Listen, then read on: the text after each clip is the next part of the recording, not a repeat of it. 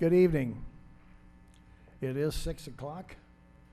This is the Monday, September 2021 City Council meeting. And we will enforce the 11 o'clock rule in case this runs over.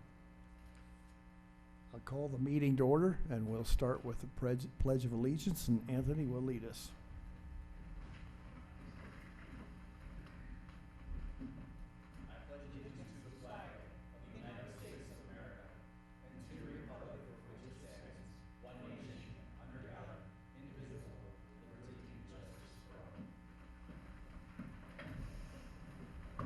Thank you.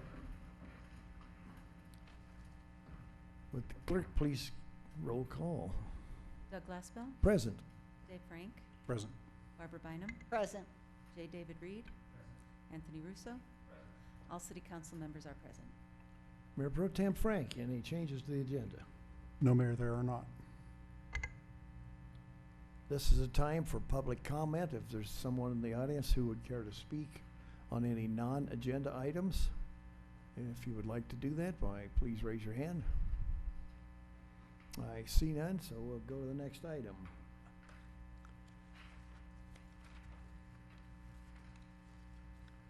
Item number 6 is approval of the minutes of the council meeting on September 7th. It was a special council meeting and a regular council meeting on September 7th. Are there any changes or questions? If not, I'd take a motion. Mayor Glassbell, I move to approve the minutes of the September 7, 2021 special city council meeting and the September 7, 2021 regular city council meeting as presented. And do we have a second? I'll second that. Please vote.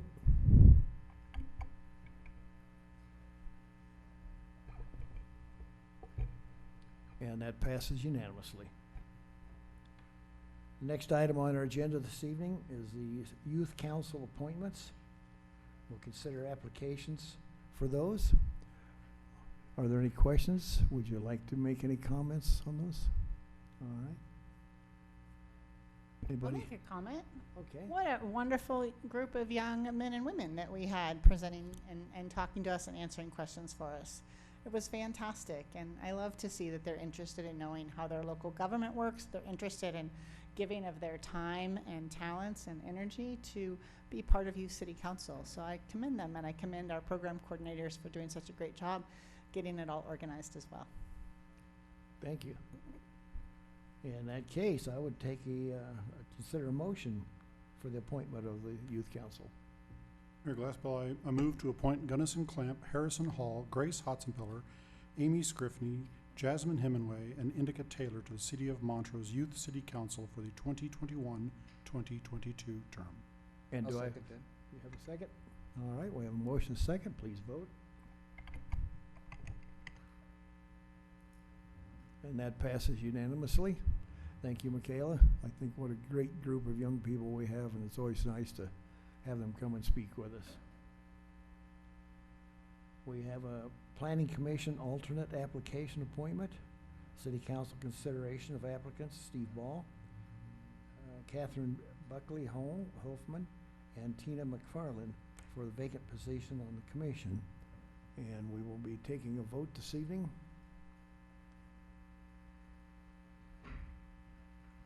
I would just like to say, kind of echoing Barbara, that it's really exciting for us seeing the citizens coming forward and applying for these positions. And it makes it difficult for us to choose, which is really a good problem to have. And we're really excited to see the qualified candidates come forward. Thank you.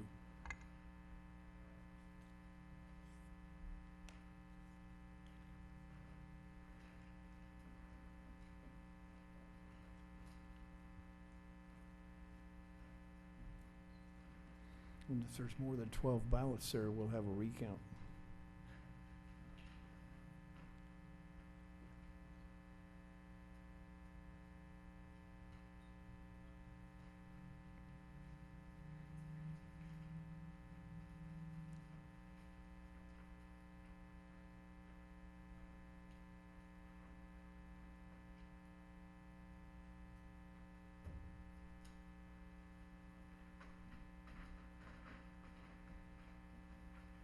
Mayor Glassbell, we have 5 votes for Stephen Ball.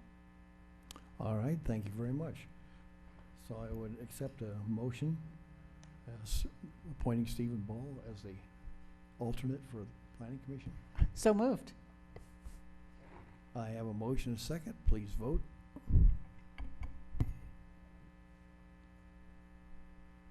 Congratulations. Passes unanimously. Thank you and congratulations, and appreciate you taking the time and effort to help us out. Get you in the pipeline for all the training sessions as soon as possible. The next item on the agenda, City Council consideration of Resolution 2021-20, a resolution authorizing the filing of a Colorado Department of Transportation Revitalization Main Street Small and Multimodal Economic Resilient Project Grant Application. Bree Ortega.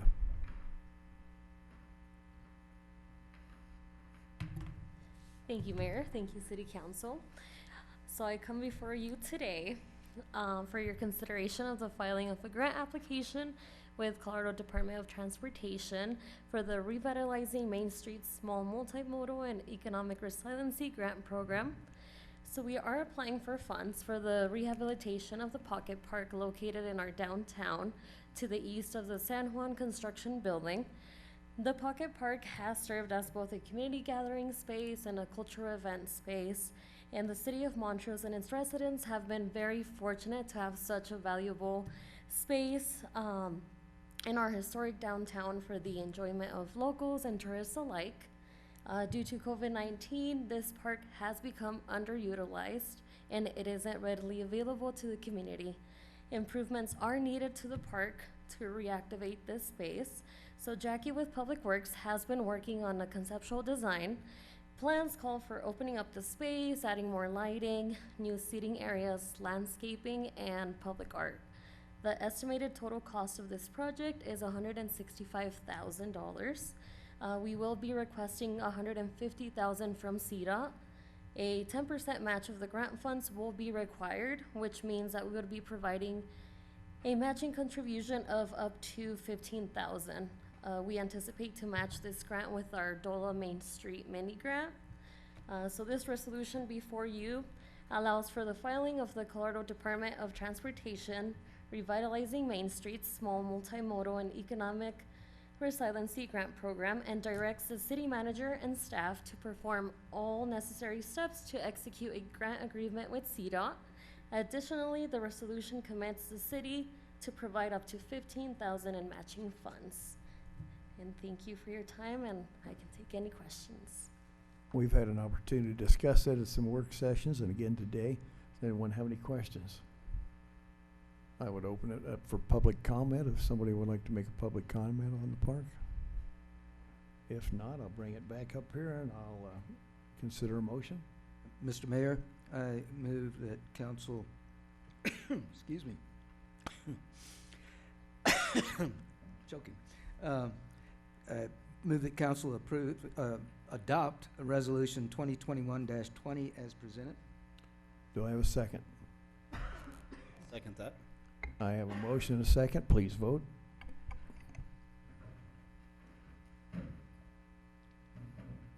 And that passes unanimously. Item 10, an ordinance 2553 on the second reading. City Council consideration of an ordinance 2553 on second reading, an ordinance of the City of Montrose, Colorado, repealing and replacing Title V, Chapter 3 of the Official Code of the City of Montrose. Our City Attorney, Stephen Alcorn. Okay, we have discussed this numerous times, so each time I try to say a little less. This ordinance would remove the requirement for alarm installers to undergo a background check and licensing by the city clerk to do their jobs. We think this ordinance no longer serves a legitimate purpose, and it's staff recommendation that we consider amending the code, removing the licensing requirement. All right. Any comments or questions? In that case, I would accept any public comments on this. I see none. So I'll bring it back here and consider a motion for the adoption. Mr. Mayor, I will make a motion to adopt ordinance 2553 on second reading as presented. I'll second that. I have a motion and a second. Please vote.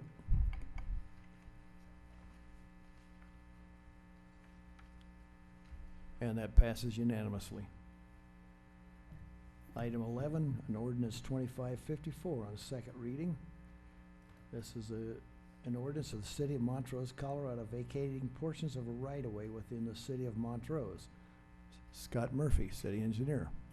Thank you, Mr. Mayor. So with this being the second reading, this is the same as we've talked about at both work session and the first reading, vacating a portion of more or less obsolete right-of-way along what was going to be a trail alignment along the river in exchange for cleaning up some right-of-way and getting a better trail alignment that matches up better with long-term plans for the region around the Riverbend RV Park. The only, I guess, thing I'll add from previous discussions is we will adopt, but we'll hold off on the recording just for the record until they do a plat action, which the plat action will be what actually dedicates the new right-of-way to the city, and then we can record those together. Business as usual, no changes from the previous discussions. So this is basically a requirement before we can finish the plats and everything? Yep, so this just gets it set up so that when that plat action happens, this will go along with it. Yep, just like we've done, similar to what we did on the Stovers and the Woodgate realignment, kind of a similar model. Any questions, council? I'd accept public comment if there is any. I see none. I will consider a motion on this. Mr. Mayor, I move to adopt ordinance 2554 on second reading as presented. Second that motion. I have a motion and a second. Please vote.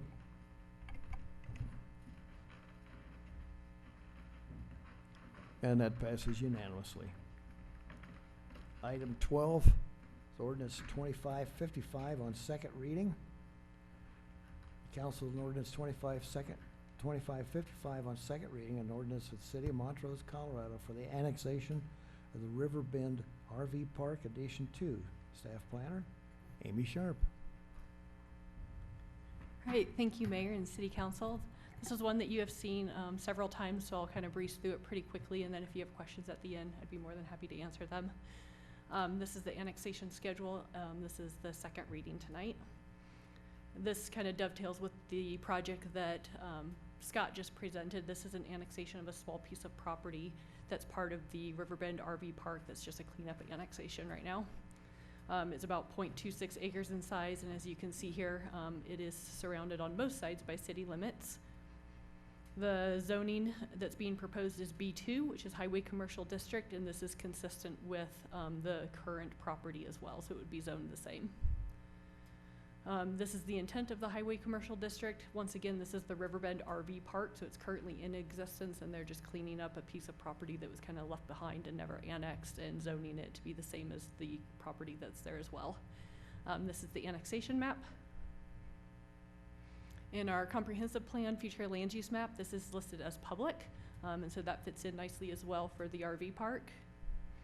It's in the growth area 1, which just means that it's the area that's most cost efficient areas for the city to grow. And then in summary, this just talks about how it's surrounded by city limits on most sides. An annexation agreement was not required, nor was an annexation impact report because it was less than 10 acres. It is consistent with our public health, safety, and welfare, as well as our annexation policies and the comprehensive plan. The Planning Commission did recommend approval of the initial zoning on August 11th, and staff is recommending approval of both the annexation and the B2 Highway Commercial District tonight. That's all I have. Thank you. All right. Any questions, council? Is there anyone in the audience who would like to make a comment? Seeing none, I will consider a motion. Mayor, I move to adopt ordinance 2555 on second reading as presented. Do I have a second? I have a motion and a second. Please vote. And that passes unanimously. We have ordinance 2556 on second reading. This is for the zoning of the Riverbend RV Park Addition 2. Amy Sharp? I have nothing further to add on this one. All right. Any questions on the? All right. I'd just like to say we have gone through this several times, and matches up with all the zoning around it, so I would accept. Mr. Mayor, I move to adopt ordinance 2556 on second reading as presented. I'll second. I have a motion second, please vote.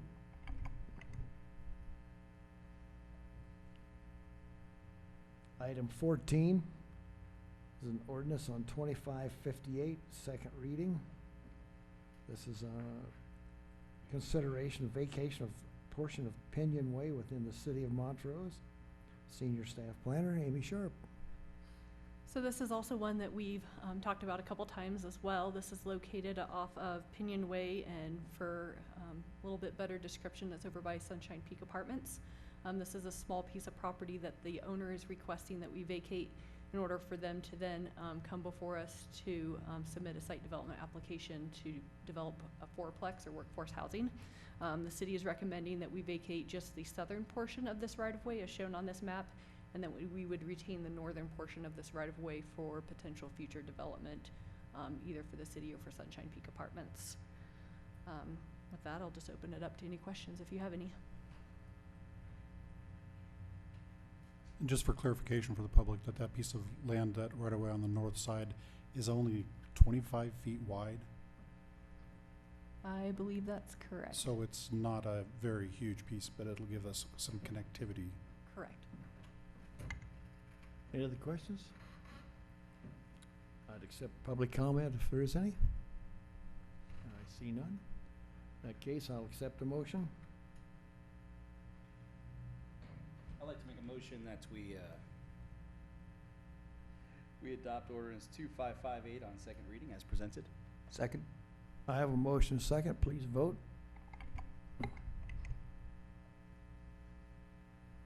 And that passes unanimously. Item 15 is the ordinance 2559 on second reading. City Council consideration of this ordinance for the repealing and replacement of Title II, Chapter 2, Section 1211 of the official code of the City of Montrose. Senior Planner Amy Sharp. Right, so this one is just an update of our code to update the compensation of each planning commission member. So they would receive $80 per month instead of $40 per month, with the exception of the planning commission chair, who would receive $100 per month instead of $60 per month. That's all I have. Anyone have any questions for Amy? Or any public comment? I see none. Bring it back here and I'll take a motion. Move to adopt ordinance 2559 on second reading as presented. Second that. I have a motion and a second. Please vote.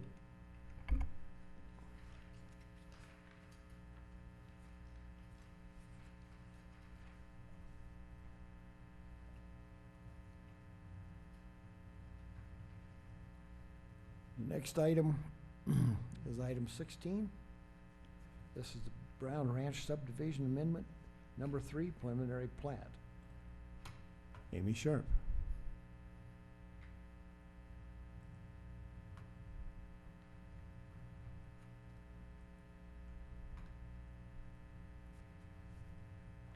Right, so I think most of you are familiar with this one. This is located in the Brown Ranch subdivision, and they are just updating and amending their preliminary plat for this property. This is located south of Ogden Road and east of 6725 Road.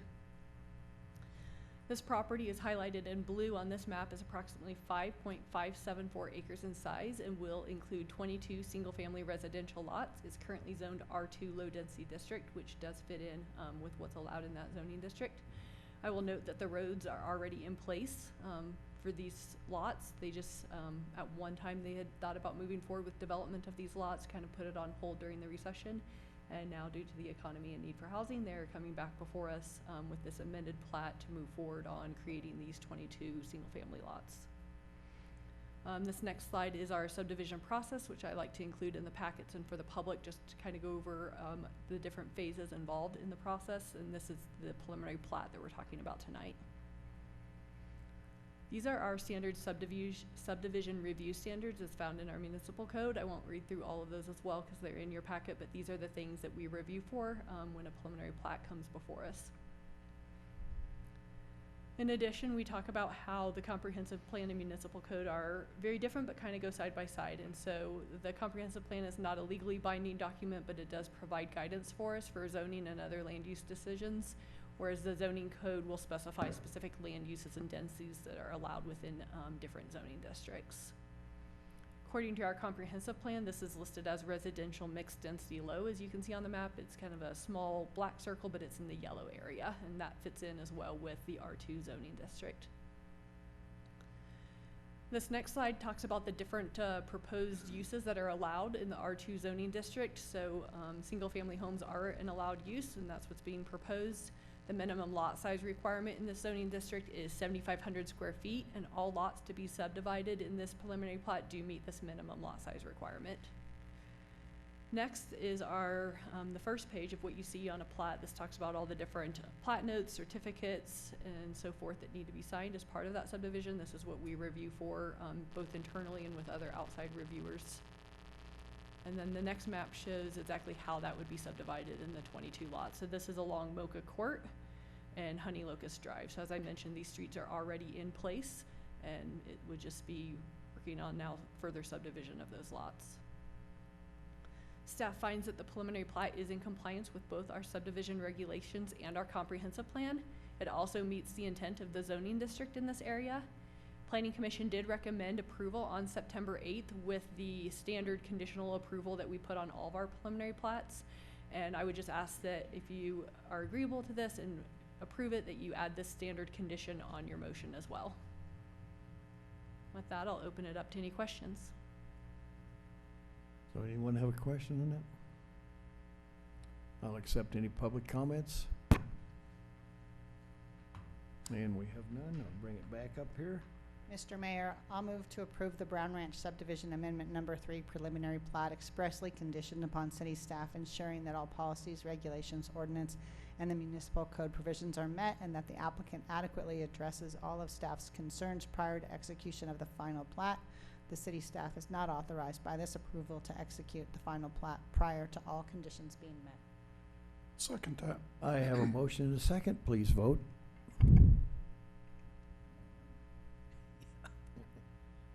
And that passes unanimously. Item 17. This also is the Brown Ranch subdivision, filing number 7, final plat. Senior Planner Amy Sharp. So this is the exact same property as the preliminary plat that you just reviewed. So normally we see a lot more time period lapse between preliminary plat and final plat stage, with the primary difference on this one being the fact that the infrastructure's already been completed, so they were able to come before us right after with the final plat. So this is the same map that you saw in the last one. Talks about the acreage, the density, number of residential lots is 22. All lots do meet the minimum lot size required by zoning regulations. As I mentioned, all the surrounding streets must be in place and approved by the city engineer. All the utility easements must also be shown, and that was also approved on this plat. So this one's gonna look very similar to the last one that you saw, really identical other than a few extra plat notes that are required for a final plat. Staff recommends conditional approval on this one as well, so I just ask that if you're in agreement that you mention this conditional approval in your motion. With that, I'll open it to any questions. Anyone have any questions on this item? Not a question, but I think this is the very first time I've ever seen the preliminary and the final on the same day. Yeah, I think it's the first one I've done like that. I'm sure there's been others in the city, but. Any public comment?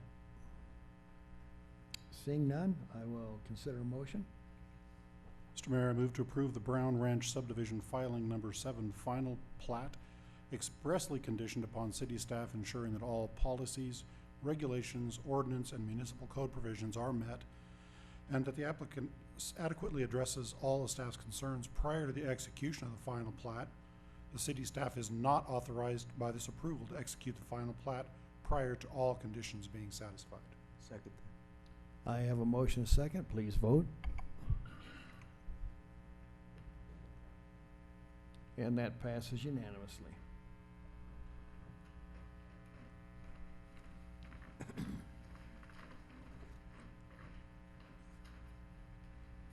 Our next item is item 18, Townsend Utility Replacement Construction Contract. Mr. Scott Murphy. Thank you, Mr. Mayor. Since the last time we talked about this at work sessions, nothing's changed. But for the benefit of the public, I'll run through this project real quick since it will have quite a bit of impacts through the winter to our motoring public. So we're looking to award a construction contract to Mountain Valley Contracting in the amount of $1.345 million. This will replace some aging AC water lines that are over 50 years old that are within Townsend Avenue and generally inaccessible. It will also rehab the tops of all manholes in Townsend Avenue. For anybody who's driven over some of the ones that have walled out and recessed, you'll know which ones I'm talking about. This is in anticipation of a upcoming mill and overlay project that the Colorado Department of Transportation will be doing. Highway 550 Townsend Avenue is a CDOT highway. They will be doing a mill, which is a removal of the top 2 to 3 inches, and then overlay with new asphalt on top of that to kind of keep the same road where it is, but restore the surface of the pavement. They plan to do all of Townsend Avenue starting in the spring of 2022. So this project looks to get in and out ahead of that. What we don't want to do is have all that construction traffic and vibration, make a line break, or just Murphy's Law. We'd have a big water line break on this brand new asphalt a week after they open it to the public. So we're looking to get this work done through the winter, which is a great time to do utility work around here because the groundwater table is a lot lower, so those utility projects are a lot easier on the contractors. We bid the project, designed it in-house, bid it. We got 5 bids ranging from 1.345 to 1.895. We are recommending the low bid, which is Mountain Valley. They've done probably over 10 million or so of projects for us over the last 5 years, and haven't had any problems. We do have a local preference policy, which in this case, the 2 lowest bids were pretty close, but not enough. They were both from Grand Junction, so the local preference policy wouldn't have made a difference in this case. Because we're laying it out, surveying it, and managing it all in-house, there's no other outside design expenses. Sometimes we have survey and design support expenses with the project. The work will start in November. They want to get through finish the CDOT permitting and kind of start getting into some of the shoulder seasons on traffic. It'll start with some of the potholing and exploratory work to find all the existing utilities. The work will take place with single lane closures and lane shifts. So throughout, it's written into the contract that access has to be maintained to all businesses throughout construction. So the most you'll see is 1 lane closed in each direction. So on Townsend. Some of the side streets, when we have to cross them with utilities, those will be closed and detours will be set up. And then as soon as they get past them, they will reopen those side streets. Everything will be kind of temporarily patched through the winter so that we can still reopen areas and maintain snow removal. And then come spring, as soon as the hot plants open for asphalt in the spring, they will patch it, bring it back to grade, and then right behind that, CDOT should be coming in and doing their overlay of the whole area. The project was split between 2 years. So now that we've bid it, we know what that split's going to be. We've budgeted the balance to hit in 2022. There'll be quite a bit of surplus this year because we didn't know. It all depends on the contractor's schedule of how they split between calendar years and budget years, which are the same. And so, yeah, so what you've seen in the proposed 2022 budget will be what the anticipated carryover is into 2022. With that, happy to answer any questions. I'm just kind of curious, when CDOT comes and does the mill tailing, are they going to be leaving those tailings here? Or are they going to be hauling those to a different location? Are they disposing it locally? Yeah, that's a great question. Those things are like gold. So they make great trail material or fill material on sides of road projects and stuff. So we have been involved with CDOT to try and encourage the contractor to give them to us. But the batch plant contractors that make asphalt also want them because they usually comprise 10 to 15% of a hot mix asphalt. They recycle them. And so sometimes the contractor, if they give them to us, is going to get lower pricing on asphalt. So it depends on how that local asphalt supplier stockpile is doing. If theirs is doing pretty well, it's likely that they'd be looking to have someone take them. And in that case, we'd be happy to take them. But where it's not our contract, we don't have as much control over that. But we are trying to get our hand on those because that would be fantastic to have. Any other questions? I have one, Scott. The work we will be doing is on South Townsend. Is CDOT going to do just 550 section of that, or are they gonna go all through town? So that one point, they were looking to break it up between 2 years from Niagara. Like Niagara South was gonna be the first year, and then Niagara up to San Juan was gonna be the second year.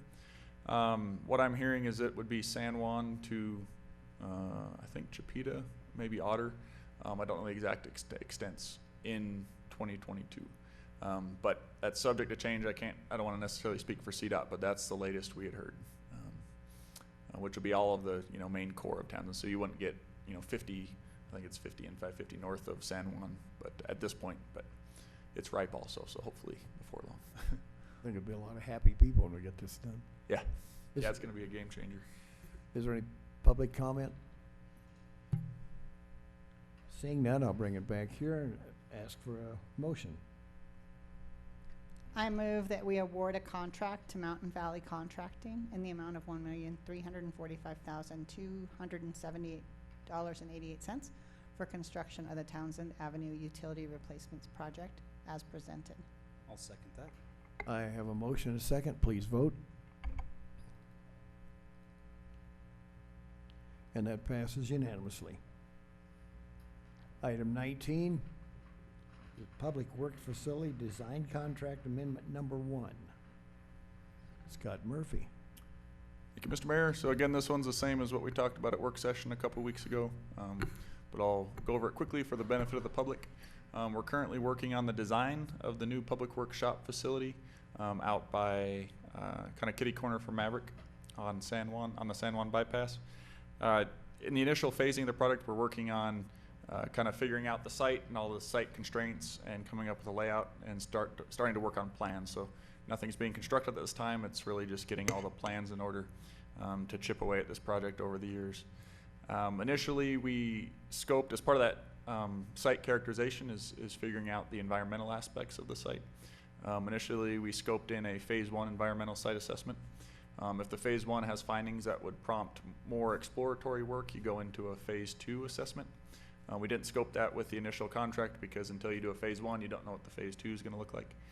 We have now completed the phase 1 and given its history as a fleet maintenance shop with underground fuel storage tanks and an asphalt batch plant. It does warrant some additional characterization. There's nothing saying there is necessarily any contamination there, but we have to do our due diligence to find it now if it is, because from a planning standpoint, it's much better to know about it and plan around it than discover it, when under construction and then be reactive. So this is the funding for a contract amendment for phase 2 at $48,500. That's on a T&M not to exceed basis, so they only bill for what they use, and it would be added to the original design contract, which is all funded by proceeds from the sale of a property out on Banner Road. There's plenty of excess remaining in that fund. Okay, any comments, questions for? All right, any public comments? I see none. I will accept a motion. Mr. Mayor, I move to amend the Public Works Facility Design Contract with Chamberlain Architects to add scope of work for a Phase 2 environmental site assessment at the cost of $48,500 as presented. Second that. I have a motion and a second. Please vote. And that passes unanimously. The next item is item 20, intergovernmental agreement for liquor licensing services. Ms. Del Piccolo. Thank you, Mayor Glassbell. Under this agreement, the city clerk's office would process applications for liquor licenses and permits in unincorporated Montrose County. The Board of County Commissioners would still be the liquor licensing authority, and our office would just prepare those applications for their consideration. In exchange, the city will keep the application fees for those licenses and permits. The Board of County Commissioners approved this agreement in August and has signed it, and the term of this agreement is for 1 year. All right. Anyone have any questions on this? About how many liquor license applications does Montrose unincorporated Montrose County see in a year? So they have 5 established liquor licensees, so we'd be doing renewals for those 5 licenses, and I believe they have 2 in the works. So I think to have 2 at the same time is probably pretty rare. They are maybe 10% of the volume that we are, and we do have enough staff to cover this little bit of extra staff load. Any other questions? Accept public comment on that? Seeing none, I will accept a motion. Mr. Mayor, I move to approve the intergovernmental agreement between Montrose County and the City of Montrose for liquor license and shared services as presented. Second that. I have a motion, a second, please vote. That passes unanimously. Item 21, staff reports, sales, use, and excise tax report. Shani Wittenberg.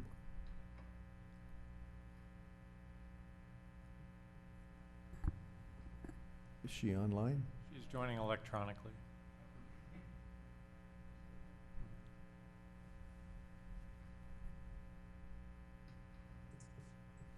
Good evening, Mr. Mayor and City Council. Sorry for that delay. Let me share my screen.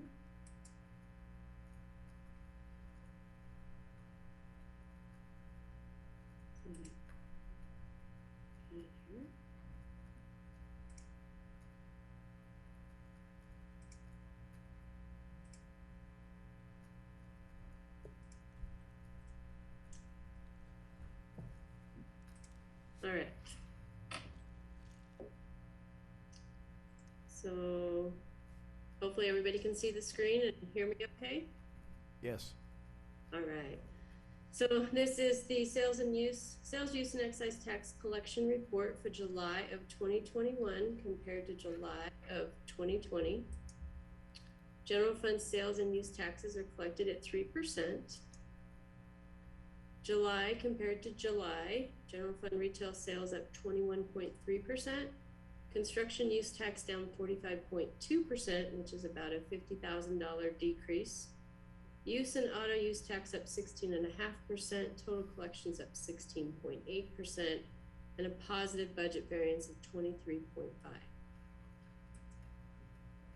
Year-to-date retail sales compared to year-to-date in 2020 through July are 22.3% up, or $2.1 million. Construction use tax is 34.1% up, or $126,000. Use and auto use tax up 40%, or $255,000, with total collections up 23.7%, or $2.5 million, and a positive budget variance of 31.7%, or $3.1 million. Public safety sales and use taxes, we began collecting these January 1 of 2020 after the vote of the people in 2019. And I have to caveat here, the original packet shows July at $374,000. That was sales tax alone. That didn't include the use tax. So that report has been revised and is on the website correctly. With that in mind, $421,000 was collected, or 20.4% more than July of 2020. Year-to-date collections for public safety sales tax, sales and use tax, is $2,652,124, or 28.8% more through July of 2020, which equates to $593,000. A positive budget variance of 41.7%, or $781,000. Montrose Recreation District, we're collecting a 0.3% sales and use tax for them, which started in 2014. And in July, we collected $218,237, or 23.6% more than we did July of last year. Year-to-date collections are $1.3 million, or 24.2% more than year-to-date through July of last year. Excise taxes, hotel excise tax adds 0.9%, while restaurant excise tax adds 0.8% to our sales tax. In July, hotel excise tax was at 58.3%, Restaurant excise tax up 25.3%, with total collections up 32.9%, and a positive budget variance of 32.1%. Year-to-date compared to 2020, hotel excise tax up 74.7%, or $34,000. Restaurant excise tax up 26.6%, or $67,000, with total excise taxes up 33.9%, or $101,000, and a positive budget variance of 38%, or $110,000. Retail sales enhancement, this is the portion of the vendor's fee that they voted to give up for promoting businesses in Montrose. And in July, we collected almost $50,000, or 20.3% more than July of 2020.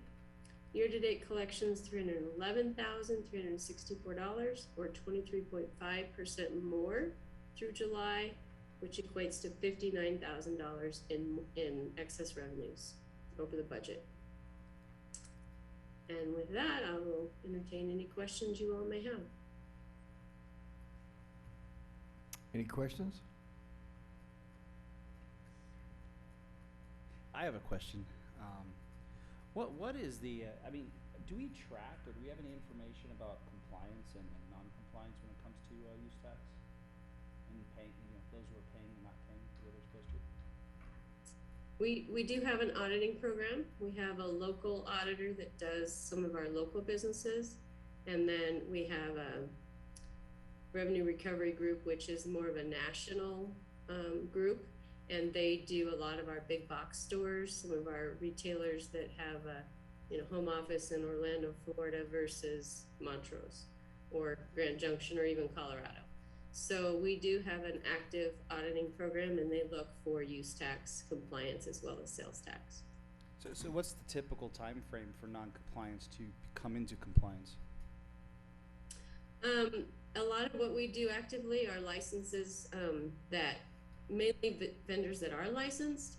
On occasion, we will audit somebody, especially with the revenue recovery group, that another jurisdiction has licensed, and we'll piggyback on that to see if there's any Montrose tax being collected, and then that's a licensing issue as well as an assessment.